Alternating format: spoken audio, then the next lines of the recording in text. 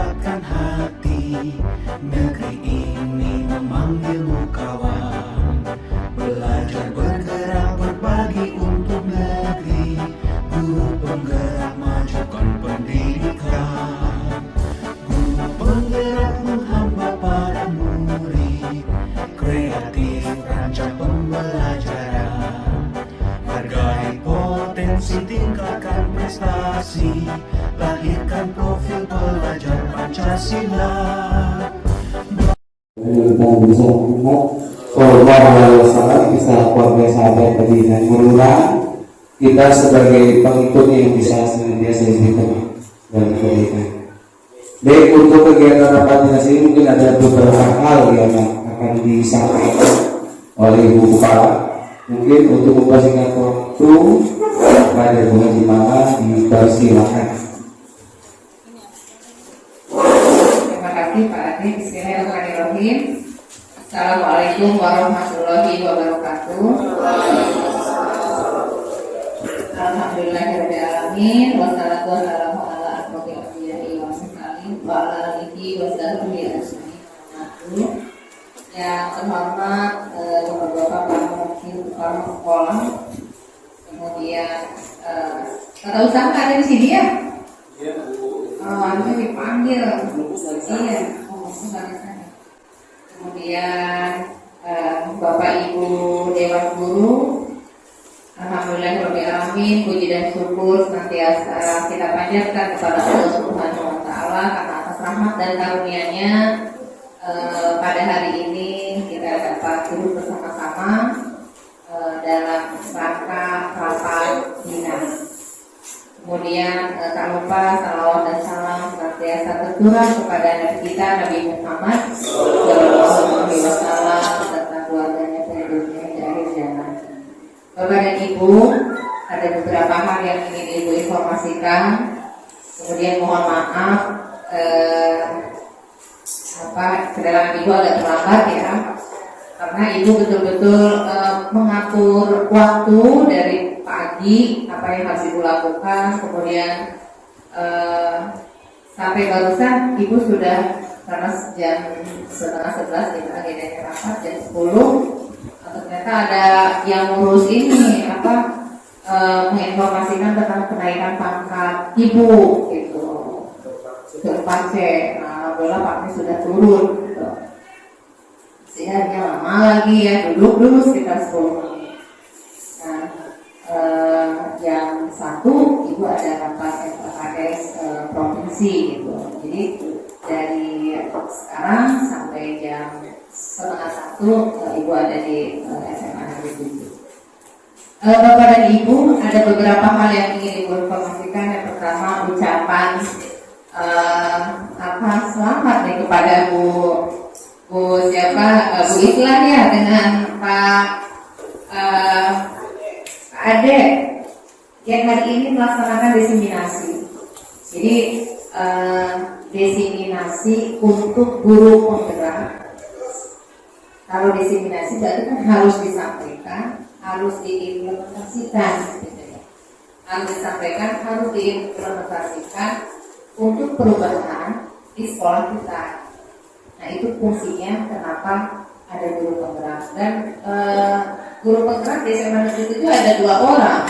Di SMA 1 yang lulus malah kayaknya baru 1 orang gitu.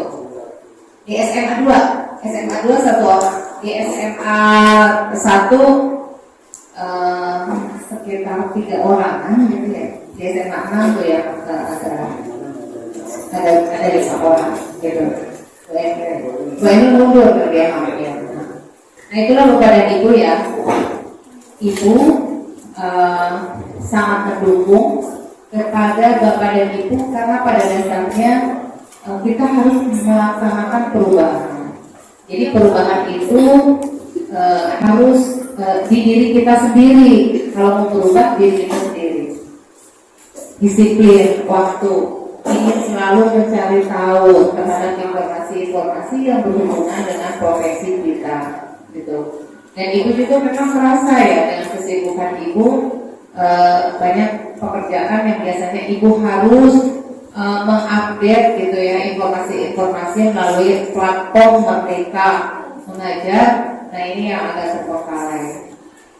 Kemudian nanti kita menyimak bersama-sama ya apa yang akan didiseminasikan oleh Pak Ade dan Bu Islam. Kemudian Bapak dan Ibu, alhamdulillah Ibu tidak terasa ada di sini sudah 1 tahun lebih, karena Ibu datang ke sini tanggal 10 November. Sekarang tanggal 16 November ya, ulang tahun. Iya. 1 tahun Ibu di sini.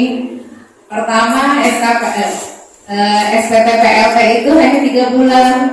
Kemudian diperpanjang lagi. Sepertinya Didi juga sudah malas memperpanjangnya ya.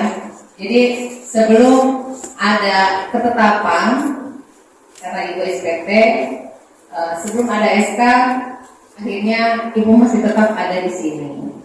Nah, kemudian karena sekarang sudah berada di penghujung tahun, kalau dari sisi kegiatan itu sudah di akhir tahun anggaran, dan 2023 adalah anggaran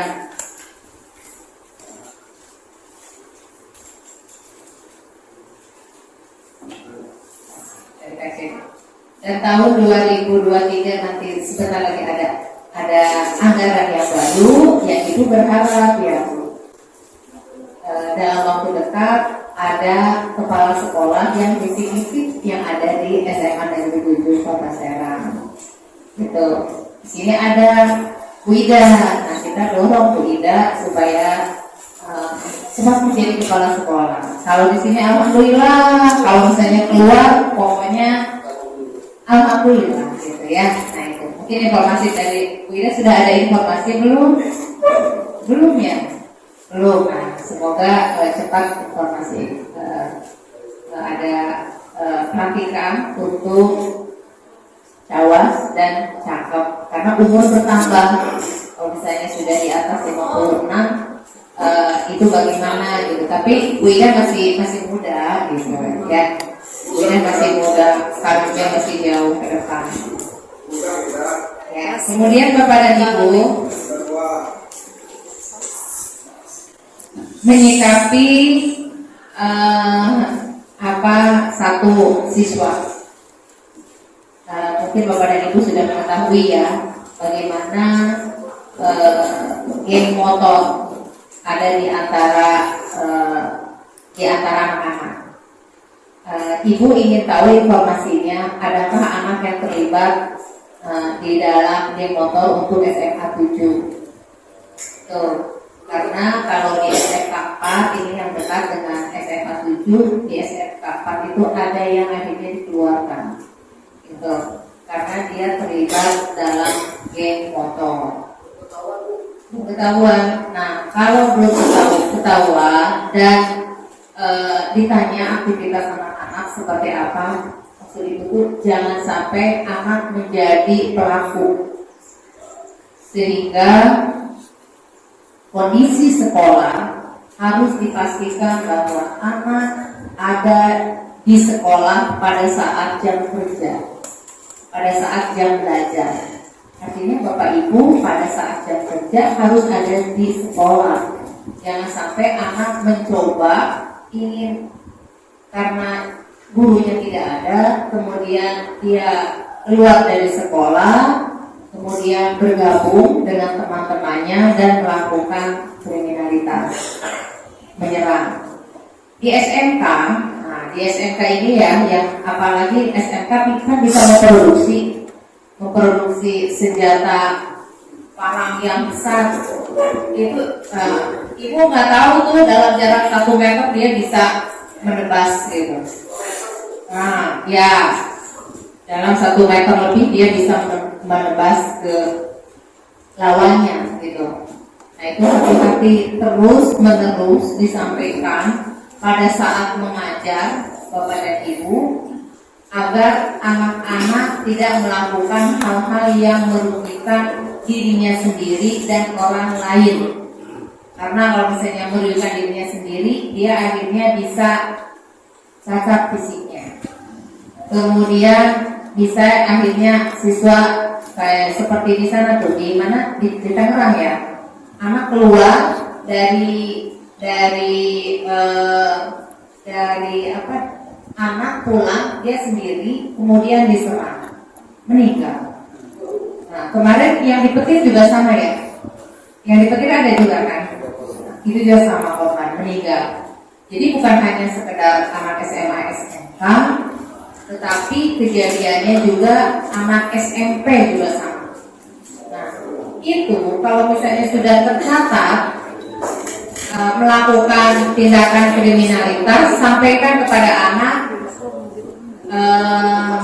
apa itu yang dari polisi itu, surat kelakuan baik ya, SKCK. Nah SKCK itu polisi tidak akan mengeluarkan SKCK, akhirnya kan apa, masa depan anak kan. Nah itu sampaikan terus berulang-ulang supaya anak ada takut lah untuk melakukan hal-hal yang seperti itu. Nah ibu juga sama, selalu menyampaikan terus-menerus di sekolah di sana. Gitu ya Bapak Ibu ya, ibu tidak mau ada anak kita yang terlibat dalam geng motor. Baik, terima kasih pada Bu Nimala yang telah memberikan informasi-nya. Sebelum dilanjut ke acara diseminasi guru penggerak, apakah ada yang mau dikonfirmasi atau ditanyakan terlebih dahulu? Budaya positif yang dijalankan. Saya dengan Bu Isla bersepakat untuk melaksanakan budaya positif yang dibangun dari keyakinan kelas. Ya, jadi nanti Bapak Ibu wali kelas punya tugas untuk membawa kesepakatan, kemudian kesepakatan itu dijadikan keyakinan kelas, dan di situ nanti kita sinkronkan dengan budaya yang kita munculkan. Kalau kemarin saya munculkan budaya 5S, yaitu kegiatan menyambut siswa-siswi di depan gerbang sekolah, yang saya rasa sebenarnya sebelumnya sudah pernah berjalan tapi tidak efektif. Jadi diharapkan nanti ke depannya itu kita sebagai guru piket dan guru jam pertama itu bisa standby di sekolah untuk melaksanakan budaya 5S, yaitu menyambut siswa-siswi kita di depan gerbang sekolah. Ya, jadi kalau kemarin kurang begitu efektif, belum begitu berjalan. Karena detailnya pada kelas dibuat, maka Bapak Ibu bisa yang pertama piket dan yang pertama itu bisa menyambut siswa-siswi di depan halaman sekolah, yaitu budaya 5S. Baik, ini ada pertanyaan pemantik ya Bapak Ibu. Ini silakan dijawab dalam diri sendiri masing-masing. Apa sih pentingnya menciptakan suasana positif di lingkungan Anda? Apakah hubungan antara menciptakan suasana positif dengan proses pembelajaran yang berpihak pada murid? Kemudian bagaimana penerapan disiplin saat ini di sekolah kita? Apakah sudah diterapkan dengan efektif? Bila belum, apa yang menurut Anda masih perlu diperbaiki dan dikembangkan? Nah ini silakan dijawab dalam dirinya sendiri sebagai pertanyaan otomatis. Nah, budaya positif ini seperti yang dikatakan Kiai Rotar adalah kita sebagai pendidik diibaratkan sebagai seorang petani yang memiliki peran penting untuk menjadikan tanamannya tumbuh subur. Ya, kita ambil contoh perbandingan dengan hidup tumbuh-tumbuhan. Seorang petani dalam hakikatnya sama kewajibannya dengan seorang pendidik, yaitu menanam padi misalnya hanya dapat menuntut tumbuhnya padi. Kita tidak mungkin ketika menanam padi menuntut tumbuhnya jagung atau durian. Ya, ia dapat memperbaiki kondisi tanah, memelihara tanaman tadi, kemudian memberikan pupuk dan air, membasmi ulat-ulat atau jamur yang mengganggu hidup tanaman tadi dan lain sebagainya. Nah ini mungkin yang saya ingin jelaskan kaitan dengan perubahan paradigma ya Bapak Ibu. Kalau kita membuat permainan ini ya, untuk kepalan tangan, misalkan kita memegang sebuah catatan yang sangat berharga di dalam tangan kita, kemudian lawan kita atau teman kita akan berusaha untuk membuka tangan kita, yang kita lakukan adalah pasti akan berusaha mempertahankan. Jadi berusaha mempertahankan apa yang ada di dalam tangan kita ya. Kemudian teman kita juga berusaha untuk membuat tangan kita terbuka, tapi kita tetap mempertahankan apa yang ada di dalam genggaman tangan kita. Ya, baik. Nah inilah kaitannya dengan teori kontrol. Jadi dalam teori kontrol ini ada istilah ilusi kontrol ya. Yang pertama, ilusi guru mengontrol murid. Ya, pada dasarnya kita memang tidak bisa memaksa murid untuk berbuat sesuatu. Jikalau murid tersebut memilih untuk tidak melakukannya, jadi mungkin saat itu dia berubah, tapi sebenarnya dalam hatinya dia tidak menunjukkan perubahan ya. Nah, hal demikian terjadi karena murid tidak sedang diizinkan untuk dikontrol dirinya.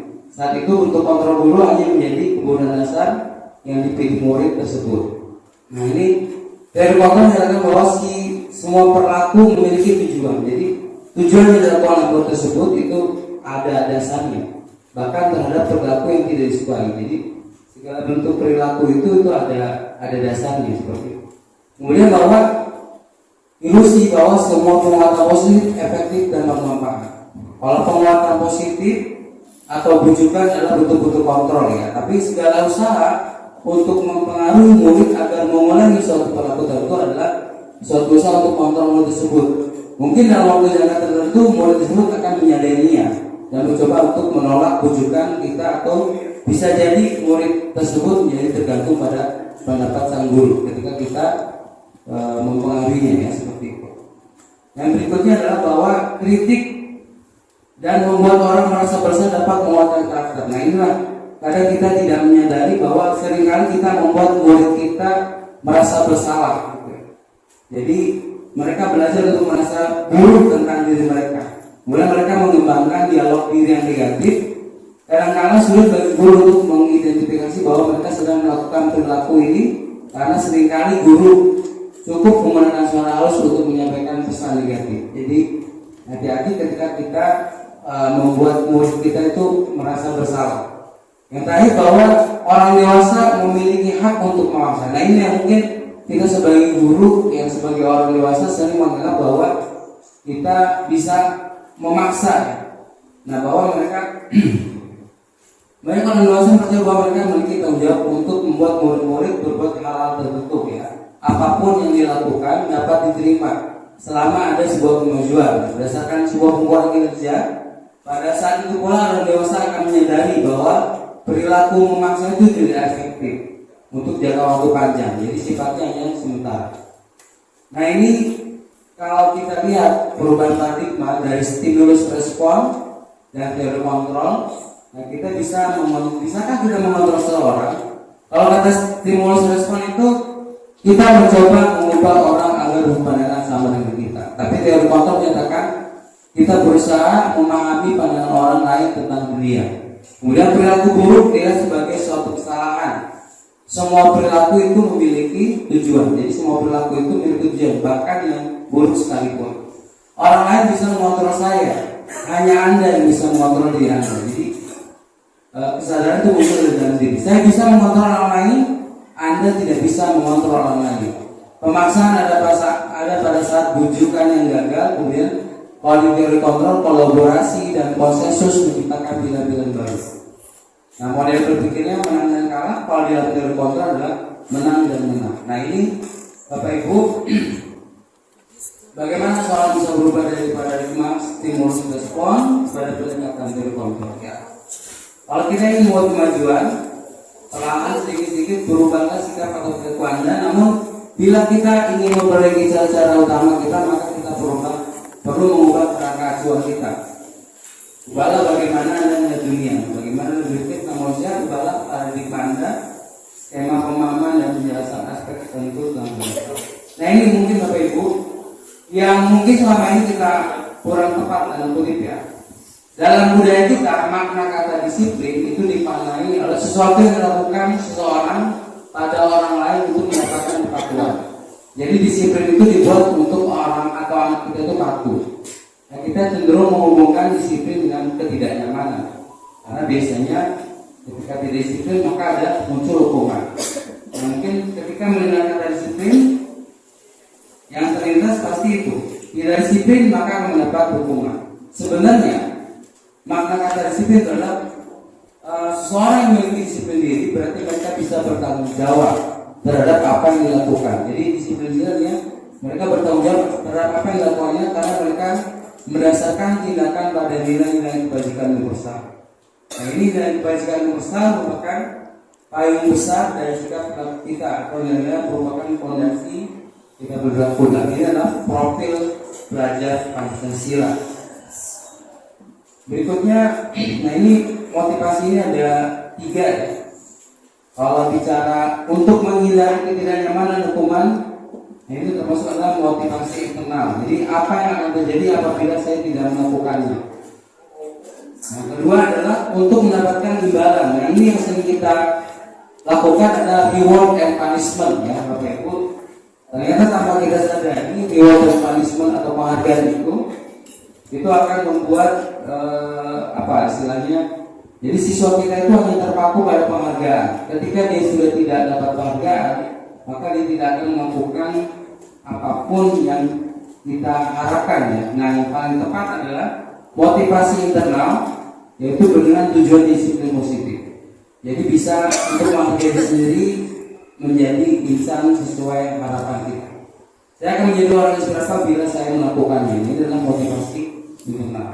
Nah, ini yang harus kita lakukan Bapak Ibu. Sebelum kita menjalankan budaya positif, maka yang harus kita lakukan adalah Bapak Ibu wali kelas, nanti saya minta untuk hasil dari keyakinan kelas yang disepakati.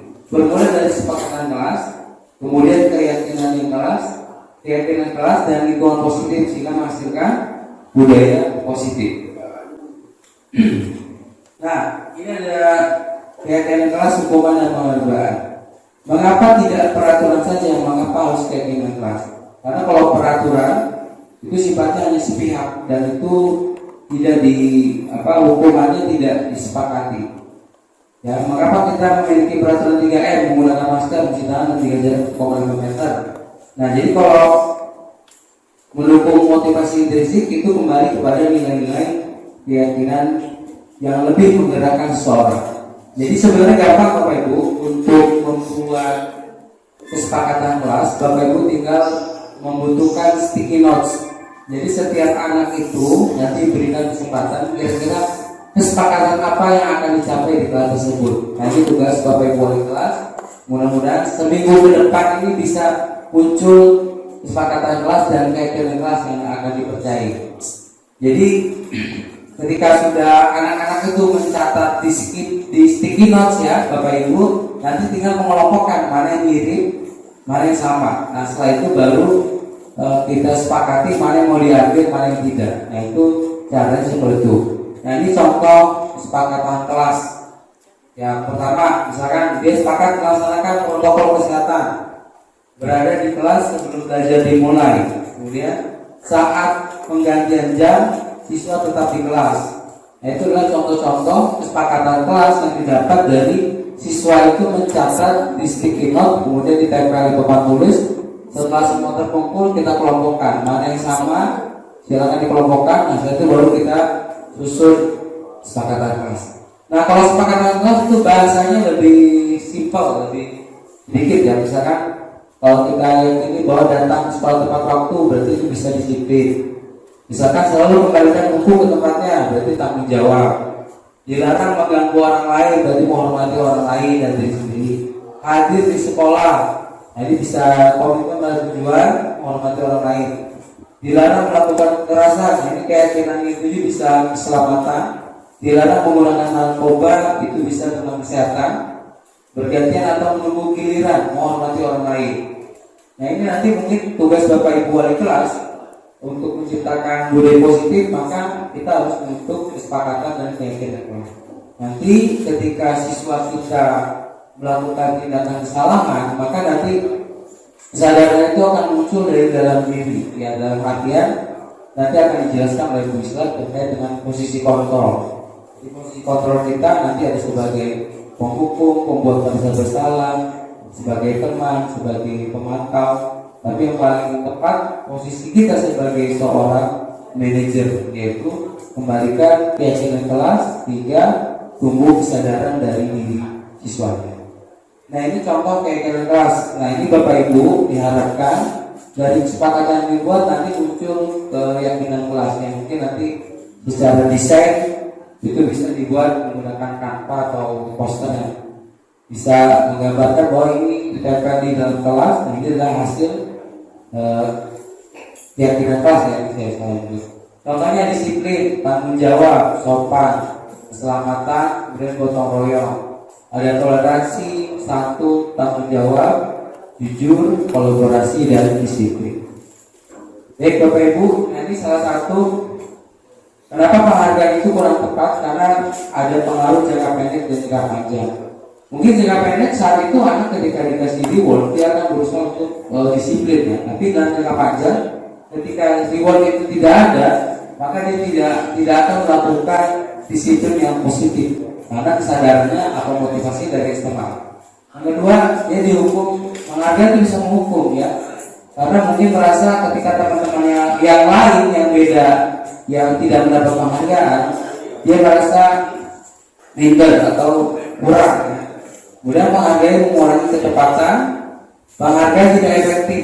Ya, penghargaan itu tidak efektif ketika misalkan dia tidak akan berlaku disiplin lagi ketika tidak ada penghargaan. Kemudian proses berhubungan, ini sangat jelas. Ketika teman yang mendapat penghargaan dan satu teman yang tidak mendapat penghargaan, ini ada rasa iri atau rasa kesenjangan ya. Jadi merasa yang dihargai atau diberikan penghargaan itu merasa lebih hebat sehingga meremehkan teman-temannya. Jadi inilah yang biasa kita lakukan, yaitu reward dan punishment. Nah, ini Bapak Ibu yang harus dipahami kaitan dengan apa sih bedanya hukuman dan sanksi atau konsekuensi. Mungkin Bapak Ibu sebagai guru piket ketika ada anak yang telat, Bapak Ibu mungkin sering mengasih hukuman lari 10 putaran dari sepihak ya, kemudian push up 20 kali squat jam. Nah, itu adalah kita harus perhatikan bahwa reward dan punishment seperti itu yang sifatnya dihukum oleh penghargaan. Dia akan taat ketika saat itu ya, besok dia ngulangi lagi karena anak tersebut tidak diajak bagaimana menyadari kesalahannya, bagaimana kalau kita kembalikan kepada keyakinan kelas yang sudah diyakini. Jadi contoh hukuman sesuatu yang menyakitkan harus terjadi, benar lari 20 putaran ya, saya udah nggak pernah itu membuat anak sakit fisik maupun hati untuk jangka waktu yang lama. Kemudian anak membenci kedisiplinan karena ketika dia merasa apa istilahnya jadi zolimi ya, dihukum seberat-beratnya, dia benci sama disiplin, justru malah makin tidak disiplin. Kemudian paksaan ya, hukuman ini mendorong anak menyakiti diri sendiri. Hukuman konsep diri yang buruk, anak belajar untuk menyembunyikan kesalahan, jadi tidak kita gali apa kesalahannya, apa solusinya. Kemudian dengan hukuman akan merasa marah, merasa bersalah, dipermalukan, merasa tidak dihargai. Jadi kalau sanksi atau konsekuensi setelah itu harus terjadi karena sudah ada sanksi atau konsekuensinya. Membuat anak merasa tidak nyaman dalam waktu pendek, anak menghargai disiplin, ada stimulus tanggapan, mendorong anak agar mudah menyesuaikan diri, konsep diri yang baik, anak belajar untuk mematuhi peraturan karena berdasarkan konsekuensi. Hilang hak dibuat tidak nyaman, biasakan untuk utara. Nah ini Bapak Ibu silakan coba kelihatan ini. Mencatat 100 kali di dalam buku kalimat saya tidak akan terlambat. Hukuman atau sanksi? Hukuman atau sanksi? Mencatat 100 kali dalam buku kalimat saya tidak akan terlambat. Sanksi ya, coba nanti kita lihat. Lari mengelilingi lapangan. Hukuman. Mulai diminta push up. Hukuman. Sudah kita lakukan ya. Mengganti kertas tugas teman yang telah dicoret-coret. Sanksi. Membersihkan tumpahan air. Sanksi ya. Membersihkan tumpahan air. Permintaan boleh tidak menggunakan sepatu seharian di sekolah karena tidak menggunakan sepatu hitam. Sanksi. Apa hukuman? Gak boleh pakai sepatu selama seharian karena tidak pakai sepatu hitam. Sanksi. Coba kita lihat nanti ya. Lari mengelilingi lapangan basket. Hukuman. Oh, jawabannya. Oke ya. Murid pusat hukuman, dia hukuman. Ya, ternyata lari mengelilingi lapangan basket karena terlambat sekolah itu termasuk sanksi atau konsekuensi. Ya, seperti itu. Baik Bapak Ibu, kaitan dengan kayak jadi kalau dalam guru penggerak ini kan konsepnya merdeka belajar. Jadi merdeka itu artinya mulai dari sendiri, kemudian E-nya itu adalah eksplorasi konsep, R-nya itu adalah ruang kolaborasi dan refleksi, D-nya itu demonstrasi kontekstual, kemudian E-nya elaborasi, K-nya itu koneksi antar materi ya, A-nya itu adalah nyata. Jadi Bapak Ibu, saya minta mudah-mudahan ini adalah menjadi sebuah budaya positif di sekolah kita, yaitu kegiatan budaya 5S, yaitu menyambut siswa di depan-depan ketika hadir di sekolah. Nah ini mudah-mudahan bisa membuat siswa itu sadar untuk bisa datang tepat waktu, karena Bapak Ibu guru yang menjadi pengajar di jam pertama, kemudian yang guru tiket ini sudah hadir. Bisa dimulai besok Bapak Ibu. Sekali buat aksi nyata, tapi ini bukan berarti buat aksi nyata saya sementara gitu ya. Jadi bisa berkelanjutan. Jadi besok piket hari Kamis didampingi dengan guru pertama, datang jam 6.45 menyambut siswa. Siap Bapak Ibu? Siap. Baik, itu mungkin dari saya kaitan dengan keyakinan kelas. Jadi Bapak Ibu, saya berharap coba dibuat keyakinan kelasnya. Mulai dari itu tadi ya, kesepakatannya seperti apa. Anak diberi kesempatan menulis apa yang dia inginkan, ditempel pakai sticky note di depan, kelompokkan yang nilai-nilainya sama, kemudian dikerucutkan dengan bahasa yang lebih simpel. Seperti itu. Kira-kira bisa Bapak Ibu buat kelas? Saya perlu waktu berapa minggu? 1 minggu cukup, Pak Asep? Cukup ya. Jadi tolong kita buat masing-masing. Jadi nanti kelas IPA 1 beda keyakinan kelasnya, kelas IPA 2 beda. Nah itu nanti kita tempel di kelas. Jadi ketika dia salah, kita bisa kembalikan, kita sadarkan keyakinan kelas apa yang kamu langgar. Ketika dia tidak mengikuti aturan ataupun kesepakatan yang dibuat. Baik, mungkin dari saya hanya itu.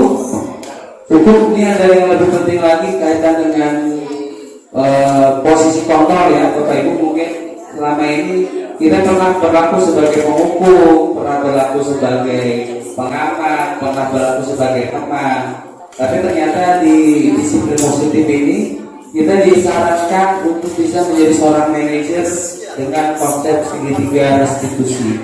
Baik, berikutnya mungkin akan disampaikan oleh Bu Islam.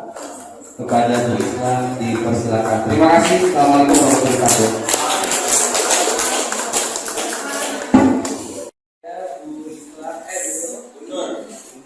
Siap. Sama yang jam pertama. Saya. Siang ya Pak. Dia harus sampai siang. Menyesuaikan jam. Assalamualaikum warahmatullahi wabarakatuh. Kepada yang terhormat Ibu Hajah Mariana dan selaku kepala sekolah, terima kasih atas waktunya Bu. Terima kasih juga kepada Pak Ade dan Bapak Ibu guru yang menyempatkan waktunya. Saya meneruskan materi tentang budaya positif. Yang pertama adalah kebutuhan dasar manusia dan dunia berkualitas. Kemudian restitusi tentang 5 posisi kontrol seorang pendidik dengan bagaimana menerapkan segitiga restitusi. Yang pertama, tujuan teknologi pelajaran ini adalah untuk menganalisis dampak tidak terpenuhinya kebutuhan dasar yang menyebabkan adanya pelanggaran peraturan atau tindakan yang tidak sesuai dengan nilai kebajikan. Kemudian kita juga dapat mengidentifikasi peran sekolah dan guru atau pendidik dalam upaya menciptakan lingkungan belajar dan pemenuhan kebutuhan anak yang beragam.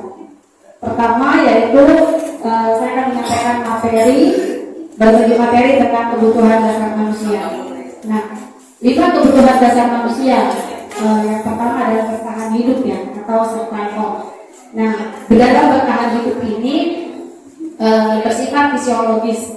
Namanya bertahan hidup pasti tentang kesehatan, makanan, tempat tinggal dan lain sebagainya. Kemudian dari kebutuhan biologis juga sebagai bagian dari proses reproduksi, itu merupakan cara manusia untuk bertahan hidup. Kemudian ada juga dari kebutuhan bertahan hidup itu, yaitu kebutuhan akan perasaan aman dan nyaman di lingkungan berada. Kemudian selanjutnya yaitu tentang kasih sayang dan diterima atau love and belonging ya. Ya, itu merupakan di mana adanya suatu hubungan dan koneksi sosial untuk tetap terhubung dengan orang lain. Nah, dalam kasih sayang dan diterima juga adanya suatu kebutuhan untuk saling memberi dan menerima kasih sayang, serta merasa menjadi bagian dari suatu kelompok, atau kalau di sekolah-sekolah adanya ngegeng ya, gitu ya. Kemudian ada juga kebebasan. Nah, di sini dalam kebutuhan kebebasan, di sini tentang kebutuhan akan kemandirian, bagaimana siswa memiliki pilihan dan tentunya siswa itu untuk memiliki pilihan tersebut mereka harus banyak bergerak, melakukan pergerakan. Kemudian untuk memenuhi kebutuhan kebebasan, siswa juga suka mencoba-coba, namanya merasa bebas ya, tidak terpengaruh dengan omongan orang lain seperti itu. Kemudian sedang mencoba hal baru dan menarik bagi dirinya sendiri. Selanjutnya ada kebutuhan tentang penguasaan. Penguasaan di sini bukan berkuasa, tapi pengakuan atas kemampuan si anak. Mereka dianggap berharga, bisa membuat pencapaian atau prestasi, ingin diakui dan dihormati. Kemudian biasanya untuk memenuhi kebutuhan penguasaan ini dalam diri seseorang tersebut adanya keinginan untuk menjadi seorang pemimpin. Selanjutnya yaitu kebutuhan kesenangan. Nah, menurut Glaser ini seorang dokter ya, menemukan kebutuhan akan kesenangan dengan belajar, bahwa dengan menikmati, dengan belajar melalui kesenangannya untuk memenuhi kebutuhan kesenangannya, siswa menikmati apa yang ia lakukan. Kemudian dia akan berkonsentrasi tinggi saat dia mengerjakan hal-hal yang disenangi. Ini dia konsep 5 kebutuhan dasar manusia menurut Dr. William Glaser dalam teorinya ya, atau teori. Ini silakan disimak Bapak Ibu agar bisa sama-sama berbagi tentang 5 kebutuhan dasar manusia. Nah, ini tentang 5 posisi kontrol yang tadi dijelaskan oleh Pak Dubes tentang hukum atau hubungan sebagai pekerjaan.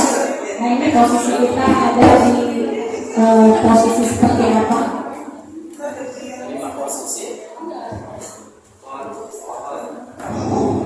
Posisi 3. Posisi 3 dan 5.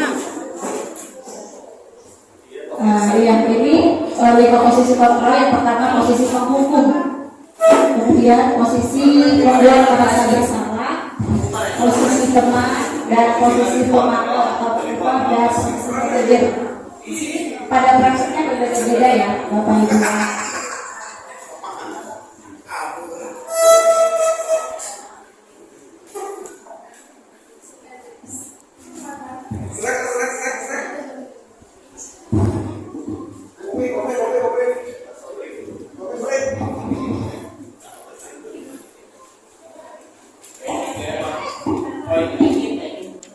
Ini contoh 5 posisi kontrol.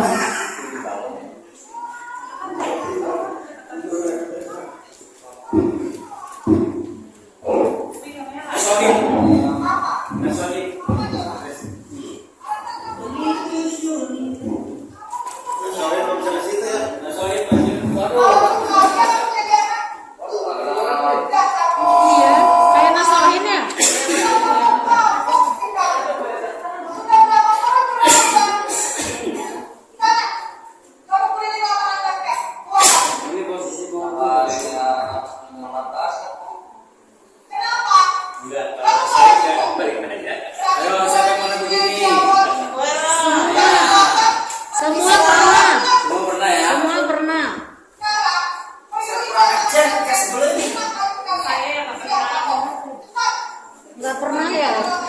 Cuma 2 jam hukum. Cuma 2 jam doang hukum.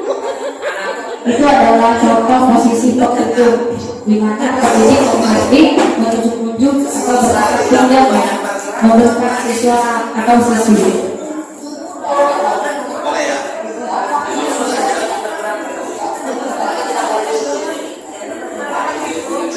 Jadi sekarang mah harus membaca belajar.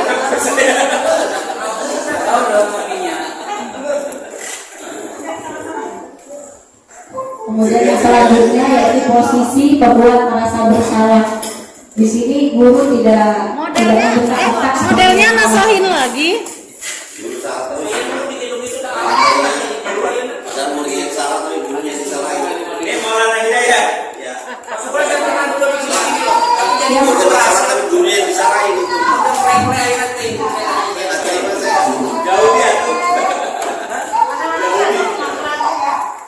Soalnya zamannya udah berubah ya. Dulu saya sangat tempeleng sama apa? Dulu saya tempeleng sama apa? Sekarang gurunya diam aja. Anaknya cuek aja ya. Sekarang gurunya diam aja, anaknya diam aja.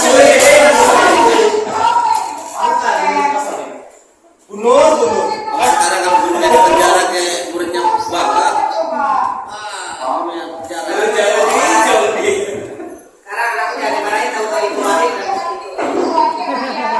Dicatat kayaknya. Bagusnya ini stand di depan kelas.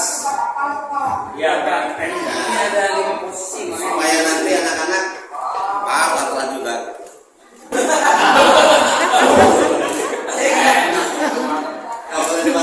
Jadi kalau dimarahin guru, marahin lagi gurunya. Ya, ini ada lagi posisi kontrol ketiga pembuat merasa bersalah. Jadi kalau ada yang salah dikritikin aja. Sampai mana dari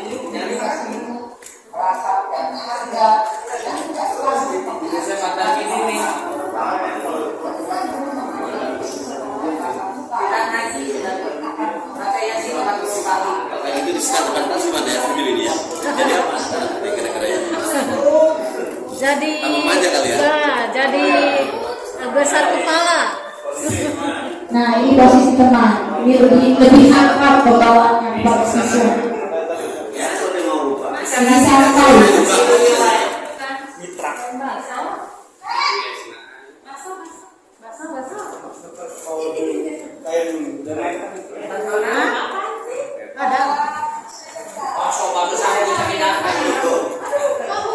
Lebih lembut, lebih akrab, apa? Karena sama merasa bersama-sama. Ya, Bu Siti itu sama Bu Eli itu.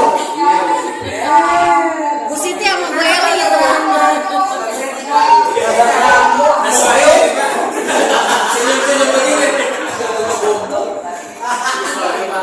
Iya, nasolinnya dimarahin juga, ketawa terus ya. Gitu, anak yang bilang gitu kayak gitu jadi lebih baik gitu.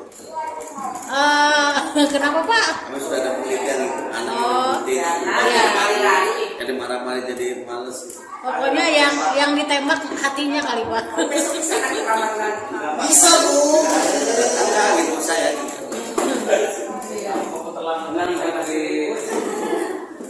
Ini ada 2 video lagi. Jadi kalau mau marahin anak kali Pak, suruh duduk menghadap. Murid itu akan sebagai teman. Ya, dengan posisi sebagai teman, merasa dia akrab.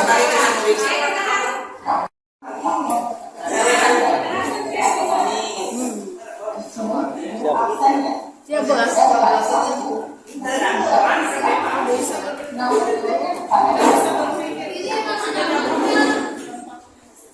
Bu Siti nanti ingetin saya ya. Nah ini posisi Mas Ral. Nadanya pakai kalau kamu. Ini posisi keempat, posisi kontrol. Mulai besok jangan mulai marah. Iya Pak, udah diam aja Pak. Dilus Kayak kemarin kan upacara, dia ngajak gurunya Lebih mana dia. ke Anak-anak dari siapa ini? masih cuek aja kan, diam aja kan. Terus saya kan, ini ntar ibu kalau marah nanti dilaporin sama kamu. Baru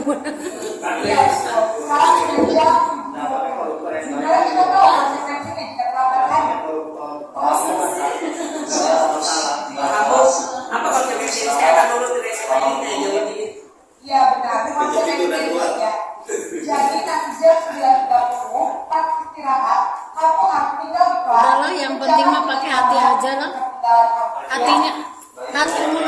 ini juga kalau hatinya enggak ini Pak ya. Ya bener ya. Yang penting pakai hati, mulutnya ini juga kalau hatinya baik nggak apa ya, mulutnya doang.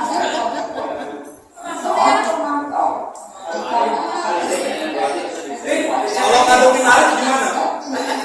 Adapin apa? Adapin apa? Arif. Arif. Pasar.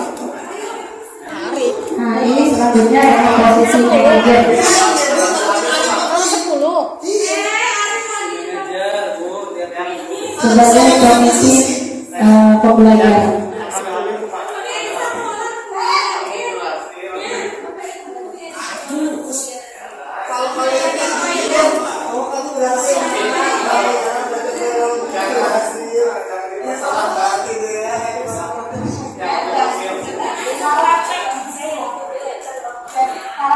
Tadi kelas mainnya harusnya di sini.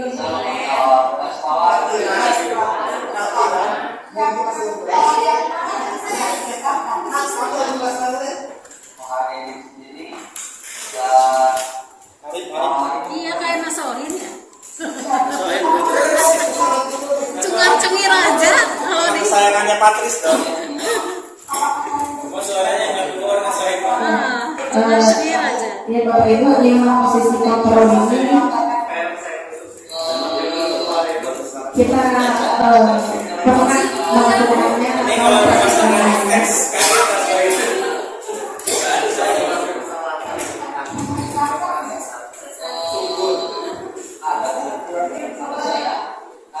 Nggak ada Bu.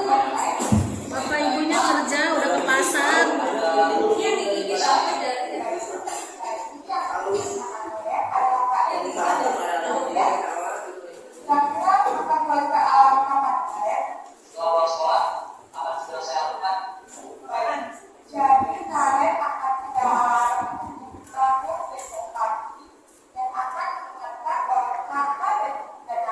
Ibunya udah ke pasar. Kata Molan apa? Udah nyala Pak, langsung tidur lagi. Benar, benar. Habis subuh Bu, tidur lagi. Coba Anwar. Ya kan kenapa? Ya apa ini? Dilusuk juga. Marah-marah juga. Terus sudah dua sudah. Kepala sudah. Lapangan Sudah. Tuh, katanya sekarangnya tidak terlalu ramah, tidak emosional. Jadi jangan terlalu ramah, jangan. Hey, bangun.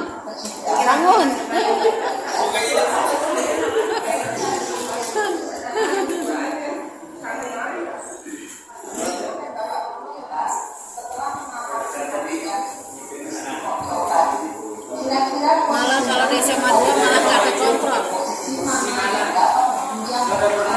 posisi mana yang dapat menunjang motivasi Kalau murid. muridnya terlalu banyak malah nggak kekontrol. Sudah pernah semuanya. Jadi satu aja murid Ibu ya. Sudah semua. Ya, Sudah 5 itu adalah penerimaan materi kami tentang 5 posisi kontrol. Kemudian yang selanjutnya ada segitiga restitusi. Oh restitusi. Segitiga restitusi. Yang tadi restitusi, benar. Restitusi bukan restitusi. Salah materi kamu. Restitusi. Jadi Bapak Ibu, tadi kita sudah menyimak video 5 posisi kontrol ya. Di sini bukan kita mengartikan bahwa emang anak di berhasil bakal ini, bakal itu. Tapi emang teori ini sudah dianalisis bahwa ketika kita memposisikan diri sebagai manajer, kemudian kita bangunkan kesadarannya, kenapa dia terlambat, tadi kan keyakinan kelas mana yang kamu langgar, yaitu anak akan lebih terbuka untuk menjelaskan dan menceritakan yang terjadi sesungguhnya. Jadi anak pasti akan jujur. Kemudian yang berikutnya adalah anak itu akan kita minta bagaimana solusi terhadap permasalahan kamu. Akhirnya di situ kan muncul solusi bahwa saya akan bangunkan apa minta dibangunkan oleh kakaknya atau ibunya. Nah, itu diharapkan untuk posisi manajer kita bisa Jadi di sana anak itu merefleksikan kesalahan yang dia lakukan sehingga dia bisa memberikan solusi untuk permasalahan sendiri. Dibanding kalau misalnya kita sebagai pemukul mungkin dia sifatnya ketika duduk kamu tambah lari 50 putaran, bisa jadi dia dendam gitu ya. Kita nggak tahu ajaran seperti apa. Mungkin saat itu dia merasa nurut ya, tapi bisa jadi dia hatinya beda sendiri. Mungkin itu tambahan dari saya. Bisa lanjut. Ya, untuk selanjutnya yaitu segitiga restitusi ya, bukan restitusi. Ya, restitusi. Nah, segitiga restitusi ini apa ya, penerapan kedisiplinan kepada kaum murid. Nah, ini dia videonya Bapak Ibu bisa disimak tentang segitiga restitusi. Sebelum ke video, jadi kenapa disebut segitiga? Karena memang ada 3 angka. Jadi langkah yang pertama adalah menstabilkan identitas, kemudian posisi kontrol supervisor dia melakukan validasi tindakan yang salah, dan 3 adalah menyayangkan keyakinan kelas ya. Nah ini yang saya lakukan dalam aksi nyata di modul 14 ini. Mungkin langsung aja dari video yang saya buat tadi ya. Bapak Ibu, itu contoh saya membuat dialog antara saya dengan murid yang terlambat datang ke sekolah. Jadi di video ini segitiga diskusi ya. Jadi ada ini sama yang merah ada gitu berarti.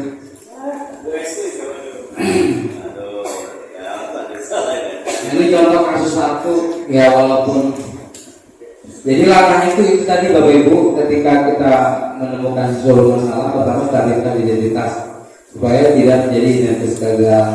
Yang kedua, validasi kesalahannya. Yang ketiga, menaikkan keyakinan kelas sehingga dia sadar untuk bisa merubah apa yang dia lakukan yang salah ya.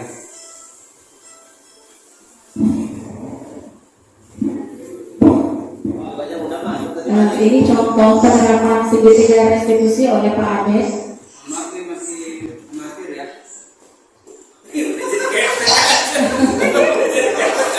Siapa itu? Kayaknya duluan Mbak Esther. Yang ada ngomong salam. Yudin. Ya.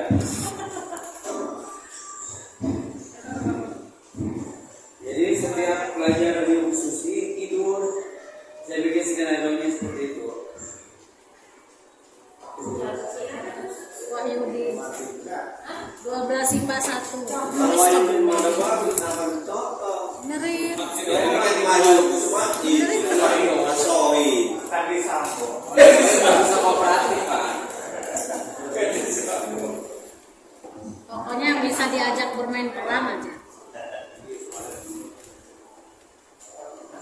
Atau Anwar, Pak. Di Mas Adam. Anwar yang mana? Di Mas Adam. Tuh, kalau enggak itu. Jadi di sini dia merasa kenapa belajar mereka dia tidur, karena katanya sesuai apa materinya sering dilihatnya dari sama persis sama di buku gitu. Nah ini saya minta menyadari kesalahan bahwa itu tidak akan meremehkan apa, tidak menghargai orang lain gitu. Nah di situ dia akhirnya bisa berkata jujur apa yang dia rasakan. Kemudian di sini juga dia ada solusi. Jadi dia sadar di sikap itu adalah salah. Nah ini keyakinan kelas. Maka Bapak Ibu ini wali kelas tugasnya menyelesaikan bentuk keyakinan kelas dan ditempel di kelas.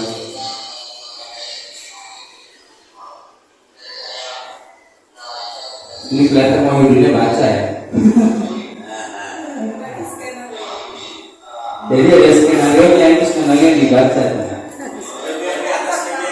Ya di atas kertas. Makanya kamera itu hadapnya dari sini ya. Kalau dari belakang Wahyudin kelihatan.